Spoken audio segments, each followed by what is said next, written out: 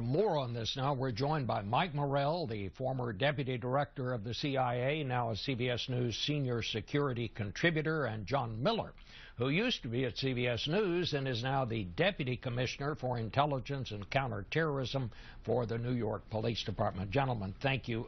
Mike, to you first. Al-Qaeda in Yemen is now claiming responsibility for the first of these attacks. What do you make of that? I can't remember a time, Bob, when Al-Qaeda in Yemen took responsibility for an attack and that turned out to be wrong.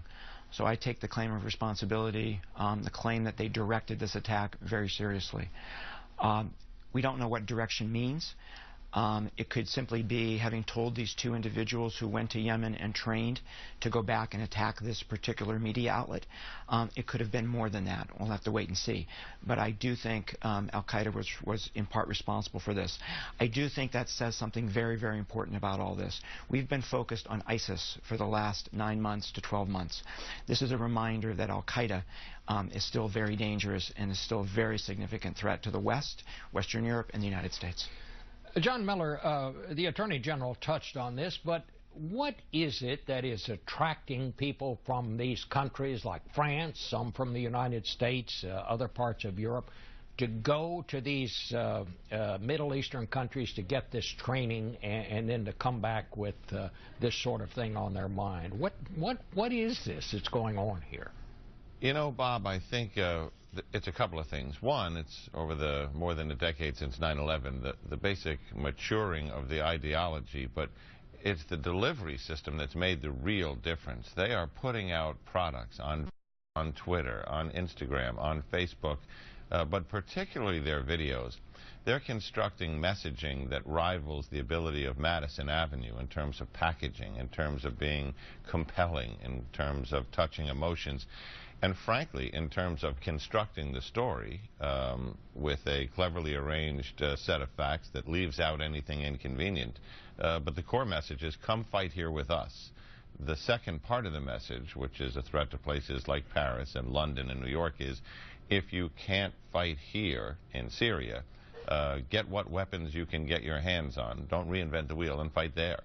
Well, what about the possibility that this attack in France makes it more likely that we may see some sort of an attack like this in the United States? What are you doing at the NYPD now?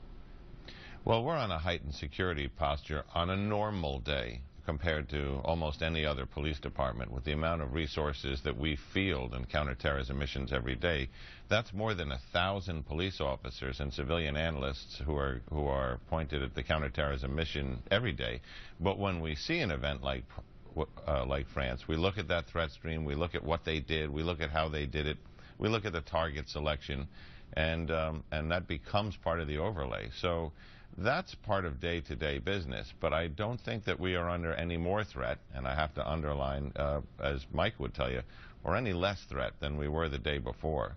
There is a piece of this, as when you see a school shooting or a workplace violence thing, it doesn't start somebody who wasn't thinking about doing something like this down the road of doing it, but what it does is, and I think we saw a piece of this in Paris, it takes that person who's already thinking about it, already planning it, and may accelerate them.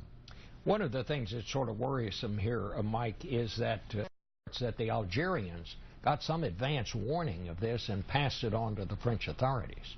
Bob, there's going to be a full investigation here into the performance of the French police and French intelligence. I think one of the things that's really important to highlight are the resources that were available to French intelligence and the French police. Those resources were cut over the last several years. They had to make very difficult choices about who to focus on, who to surveil, and who they had to not surveil because they didn't have the resources.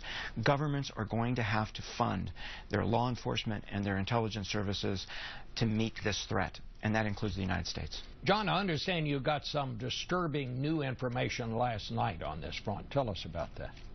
Well, ISIL issued another threat yesterday. It's a video that was posted on Twitter, and it calls on its followers to attack targets in the West. It specifically mentions the United States, Canada, Great Britain, France, and it is a renewal of a call that they put out in mid-September before a series of attacks in Canada, and one in New York City against police officers that occurred in October.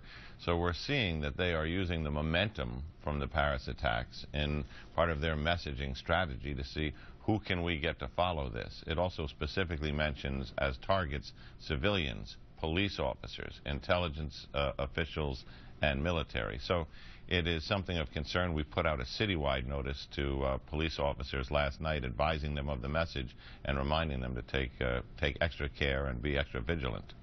Well, gentlemen, thank you very much. This is disturbing news today, but we thank you for bringing it to our attention. Thank you. And